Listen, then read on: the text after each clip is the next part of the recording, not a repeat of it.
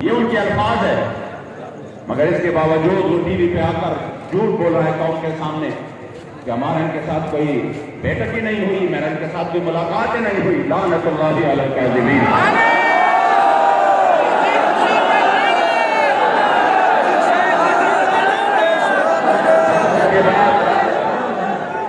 جب انہوں نے ہمیں وہ ڈرافٹ دیا، ہم نے کہا اس میں ہمارے معاہدے کا کوئی ذکر ہی نہیں ہے، اس لیے ہمارے سے معاہدہ پورا کر لو۔ انہوں نے کہا چلو خیر، آپ جیسے بھی ہے آپ اس ڈرافٹ کو لے لو اور خود آپ اس کو دوسرا کوئی ڈرافٹ تیار کر لو، پھر اس پر بات چیت کرتے ہیں۔ میں نے کہا یہ ڈرافٹ تو ہمیں نہیں منظور، آپ خود کر لیں۔ آپ نے کہا تھا ہم کرتے ہیں۔ یقین کرے جن کے ذریعے جو کہ ہمارے یہاں پر لوکل ہمارے اداروں کے لوگ ہیں اور جن کے ذریعے اکثر مذاکرات کے لیے رابطے ہوتے ہیں، ٹھیک ہمارے قائد محترم کی گرفتاری سے 2 یا 3 گھنٹے پہلے ابھی میں راستے میں تھا، لاہور سے میں جا رہا تھا، میری ان سے بات ہوئی، بڑی لمبی بات ہوئی۔ انہوں نے کہا کہ کیسے؟ تو میں نے کہا ہمارے امیر محترم کو جو کہ رات منڈی باودین تھے، ابھی وہ آرام فرما رہے ہیں، جو ہی وہ اٹھ جاتے ہیں تو ہم ان کے ساتھ ڈرافٹ پر بات کر کے پھر آپ کو بتا دیتے ہیں۔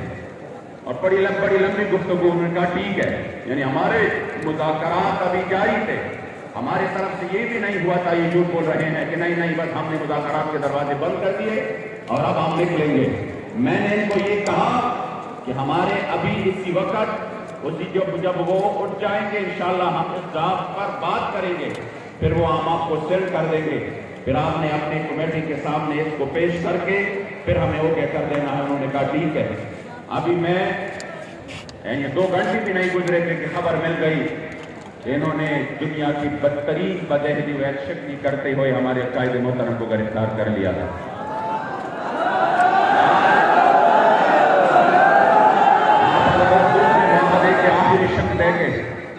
اب یہ میڈیا کو کہہ رہے ہیں نا جگہ جگہ پہ کہ ہاں ٹھیک ہے، اگر ہم نے ان کے امیر کو گرفتار کیا تو کیا ان کا یہ رد عمل کسی بھی طور پر نہ اخلاقی ہے، نہ آئینی ہے، نہ شرعی ہے؟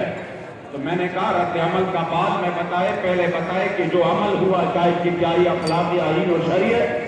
آپ نے تو وعدہ کیا، وعدے کی پاسداری بھی نہیں کی۔ ہم جو نکلے ہیں تو پھر ہم اپنے امیر کے لیے نہیں نکلے، پھر جو معاہدے کی آپ نے خلاف ورزی کی پھر ہم اپنے معاہدے کے لیے میدان میں نکلے ہیں۔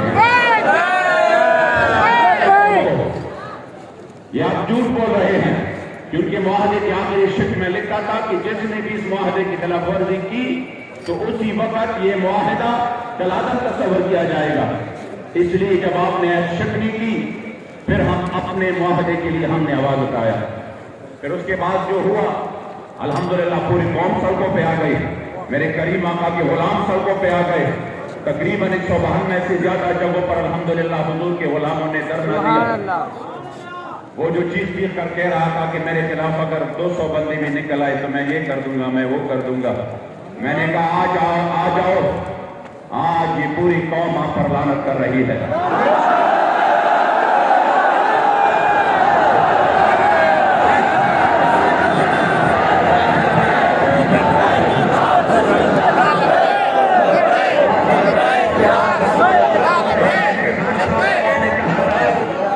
ہمارے ٹیم ان کے ساتھ مذاکرات میں ہیں اور ہم 20 سے پہلے ان کا یہ مطالبہ حل کر دیتے ہیں، اور آج قوم کو کہتے ہیں کہ اس سے یہ نقصان ہو جائے گا، یہ ہو جائے گا۔ کتنی منہ ہیں آپ کے، کتنی بدہضی اور بدشکنی آپ کریں گے؟ اس لیے کہ پھر انہوں نے ہر جگہ پر ہمارے خلاف ایک نہتے بے سر و سامانی کی حالت میں جو حضور کے لیے خالی ہاتھ میدان میں تھے، انہوں نے ظلم کا انتہا کیا اور ہر جگہ پر ہمارے کارکنوں کے اوپر سیدھی فائرنگ کی اور ہزاروں کارکن وہ بدترین زخمی ہو گئے، شدید ترین۔ اس کے بعد جو یہاں مرکز میں ہوا تو جب یہ سب بات ہو رہی تھی تو اسی وقت جب مرکز میں انہوں نے حملہ کیا تو اس کے بعد ہمارے جو اداروں کے سربراہ ہے، انتہائی ذمہ دار شخصیت ہے، مجھے ایک ذریعے سے ان کا پیغام ملا کہ آپ فوراً اسلام آباد آ جائے اور اس مسئلے کو ہم حل کر دیتے ہیں۔ میں آیا اسلام آباد اسی وقت ہی اور اسلام آباد میں ان سے ملاقات کی. انہوں نے مجھے یقین دلایا اور کہا کہ انشاءاللہ تعالیٰ یہ جو ہوا ہے یہ ظلم ہوا اور یہ جو کچھ ہوا ہے ہماری نااہلی ہے, ہمارے اداروں کے سیکیورٹی اداروں کی نااہلی ہے اور اس کی وجہ سے اتنا بڑا نقصان ہوا. ہم مزید نہیں چاہتے کہ کوئی نقصان ہو. میں نے کہا جو کچھ ہوا ہے وہ تو شاید ایک اور تاریخ رقم ہو گئی کربلا کی. آپ نے کس انداز میں ہمارے کارکنوں کے اوپر تیزاب بیٹھے, ان کے منہ میں اپنے تیزاب ڈالے. جو ویڈیو سامنے آ رہے ہیں خدا کی قسم وہ تو بندہ دیکھ بھی نہیں سکتا.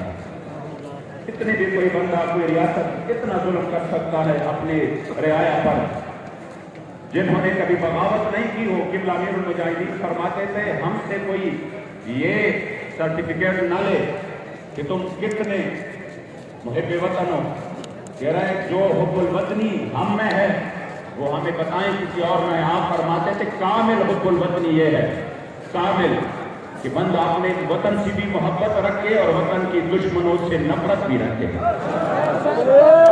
لبیک والے اپنے وطن سے محبت بھی کرتے ہیں اور اس کی وجہ بھی یہ نہیں ہے کہ ہمیں اس وطن سے مراعات حاصل ہے. اس کی وجہ یہ ہے کہ یہ وطن اس نظریہ پر بنی ہے جس نظریہ کے لیے میرے سید الشہداء امیر طیبہ امیر حمزہ کی وجود کے 18 ٹکڑے بنے تھے. یہ اسی نظریہ پر بنے ہیں جس پر احد کے دن میرے کریم آقا نے اپنے منہ مبارک پر اپنے چہرے مبارک پر پتھر برداشت کیے تھے. یہ اس نظریہ پر بنا ہے جس کے لیے ہمارے اسلاف نے جیل اور صعوبتیں برداشت کیے تھے. اس لیے ہمیں اس وطن سے اس وجہ سے محبت ہے. مگر یہ نہیں ہے کہ وہ جو اس وطن کے دشمن ہیں آپ ان سے دوستیاں بڑھائیں. ہم وہ کامل حب الوطنی میں ہے ہمارے اندر کہ ہم اس وطن کی دشمنوں سے کامل نفرت بھی کرتے ہیں.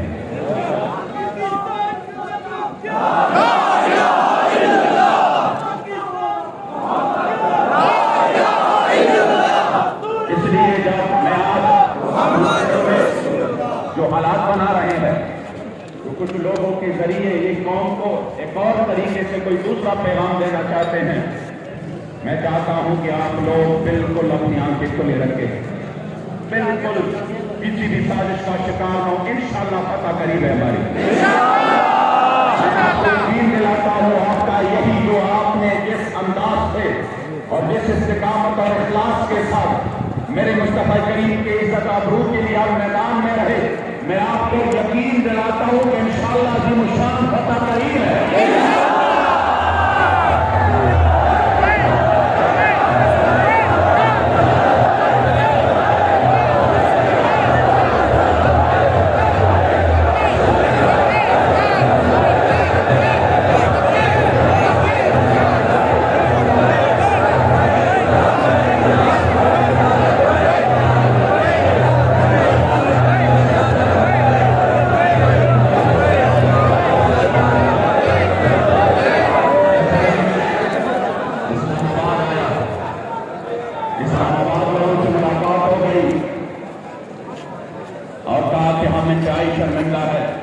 یہ نہیں ہونا چاہیے تھا. ہم انشاءاللہ تعالیٰ کوشش کرتے ہیں کہ 1 2 دن میں 3 دن میں یہ معاملہ پورا مکمل طور پر ختم ہو. ہم نے کہا ہم تو کوئی شوق ہمارا نہیں ہے فیض آباد جانے کا. روڈ کے بند ہونے سے آپ کو شاید اتنی تکلیف نہ ہو جتنی تکلیف ہم کو ہوتی ہے, کیونکہ ہم ہمیشہ حضور کے عزت آبرو کے لیے آخری حد جب کرتے ہیں تو ہم پھر میدان میں نکل آتے ہیں. لیکن آپ تو یہ روڈیں روزانہ کی بنیاد پر وی آئی پی موومنٹ میں بند کرتے ہو. یہ تو روزانہ کی بنیاد پر آپ ایمبولینس کو روکتے ہو, اور یہ تو روزانہ کی معمول کے یہ اب مکمل معمول بن چکا ہے کہ کسی بھی وی آئی پی موومنٹ میں کھلا جگہ پہ ایمبولینس بن گئی اور اس میں ڈیتھ ہو گئی. یہ تو معمول ہے, خبریں ہم روزانہ کی بنیاد پر سن رہے ہیں. ہمارے ساتھ آپ نے اتنا بڑا اتنی دھاندلی کی اتنے بڑی کہ وہ سوچ سے بھی باہر ہے. ہم نے اپنے حلقوں کے لیے روڈ بند نہیں کیے, ہم نے پھر بھی کہا فریاد کی, لیکن ہم نے کہا ہم اسی وقت آخری حد میں آ جاتے ہیں جب بات میں رسول اللہ کی ہو. اس لیے ہمیں بھی تکلیف ہے روڈ بند کرنے کی, لیکن ہم سمجھتے ہیں کہ یہ مسئلہ اتنا اہم ہے کہ اس کے سامنے انہیں چیزوں کی کوئی حیثیت نہیں ہے. اس لیے اسی وقت جب ان سے بات ہوئی تو انہوں نے کہا کہ ہم اپنے 3 4 5 اتورائز بندے یہ اس کو ہم سلیکٹ کرتے ہیں، یہ آپ کے ساتھ تمام معاملات کو طے کر لیں گے، یہ جو اتنی بڑی زیادتی ہوئی ہے یہ تمام کے تمام انشاءاللہ تعالیٰ صاحب کے ساتھ کلیئر کرتے ہیں۔ ہم نے کہا ٹھیک ہے، لیکن ہمارا جو سب سے بڑا مطالبہ ہے ہم اسی مطالبہ پر قائم ہیں۔ ادھر سے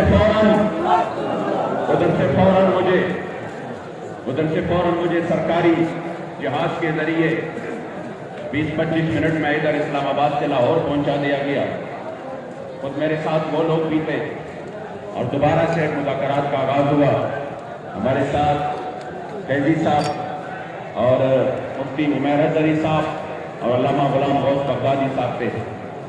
ہم بیٹھ گئے، پھر سے وہی بات شروع ہو گئی کہ انہوں نے کہا، اور یہاں کے جو گورنر پنجاب ہے غلام سرور نام ہے وہ تھے، اور ساتھ میں وزیر قانون راجہ بشارت تھے، باقی ایڈمنسٹریٹر تھے، آئی جی پنجاب، یہ سارے لوگ موجود تھے۔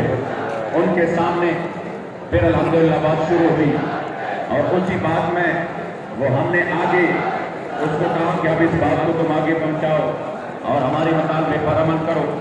پھر آج 12-1 بجے کے درمیان سے تقریباً 4 بجے تک دوسرا دور ہوا، جس میں ہم نے ان کے سامنے وہی اپنا مطالبہ رکھا کہ ہمارے مطالبے پر عمل کرو اور جو معاہدہ ہے اس کو پورا کرو۔ اس کے بعد